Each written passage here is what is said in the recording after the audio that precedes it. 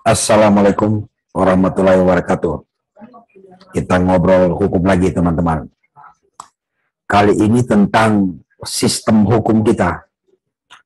Saya punya teman jalan-jalan ke Malaysia. Nah, ketika kembali ke Indonesia, di bandara itu kan ada jualan souvenir, jualan kacamata, jualan tas gitu ya.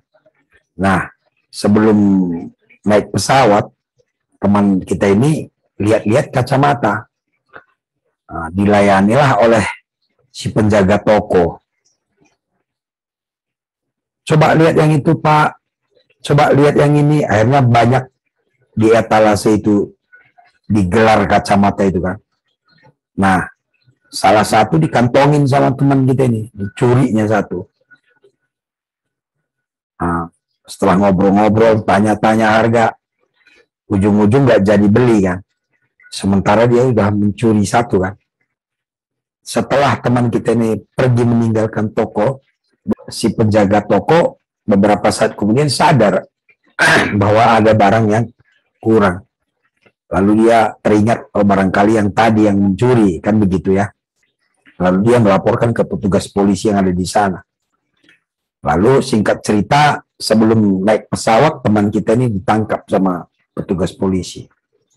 Diperiksa bawa kantor polisi. Besok sorenya sudah dibawa ke pengadilan dan sudah divonis dia. Selesai proses hukum, dia tinggal menjalani hukumannya. Gak sampai 2 hari.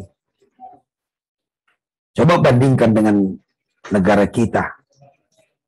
Kasus yang di pengadilan itu sampai tingkat pengadilan pertama aja bisa sampai 7-8 bulan. Ada yang sampai 2 tahun baru vonis.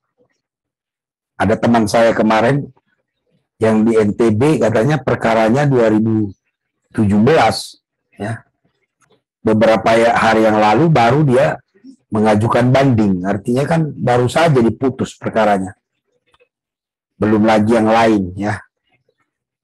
Untuk tingkat pengadilan pertama saja bisa sampai 1-2 tahun. Padahal perkara sebenarnya tidak rumit ya. Perkara tidak rumit itu apa? Barang buktinya ada, saksinya ada, tersangkanya mengaku, lengkap semua. Tetap saja berbulan-bulan, bertahun-tahun baru selesai kasusnya.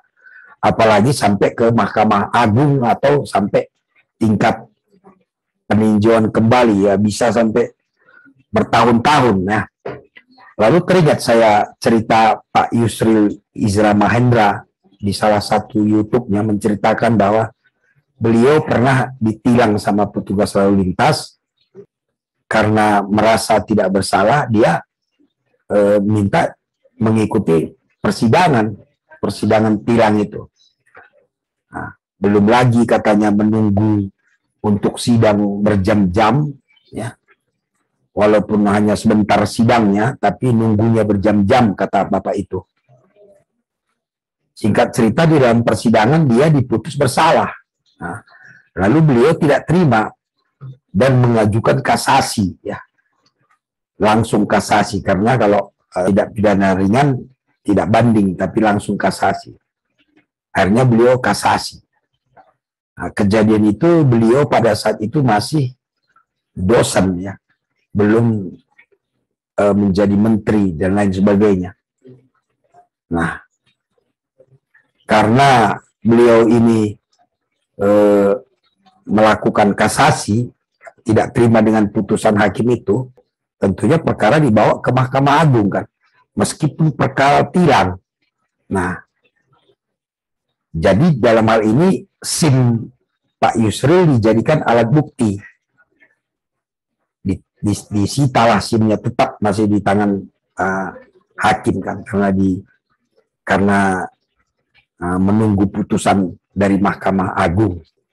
Hari demi hari, bulan demi bulan, tahun demi tahun, tidak ada putusan, kata beliau.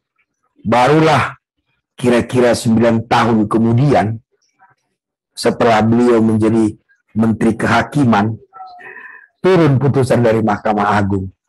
turun kasasinya itu, dan dia dinyatakan menang. Jadi selama 9 tahun itu beliau katanya tidak punya SIM, hanya surat penyitaan aja bahwa SIM-nya disita sebagai barang bukti. Itu kasus tilang bisa sampai 9 tahun baru putus, ya kan?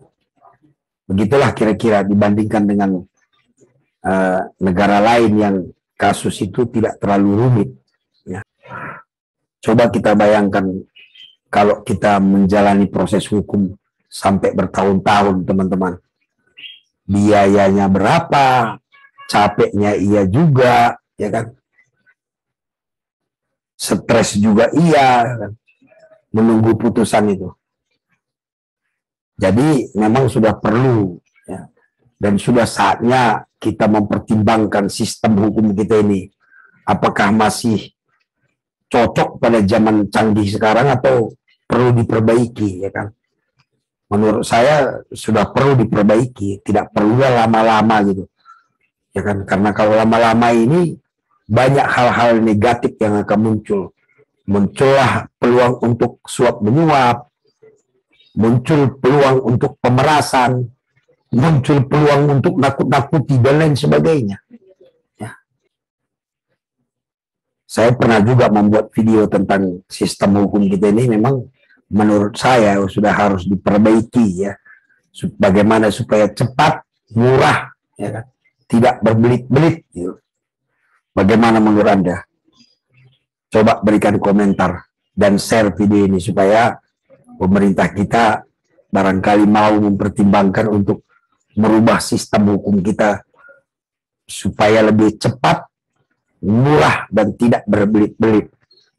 Tetap bersama Bang Benny, kita bicara hukum dengan bahasa kampung. Assalamualaikum, berjuah-juah kita kerina.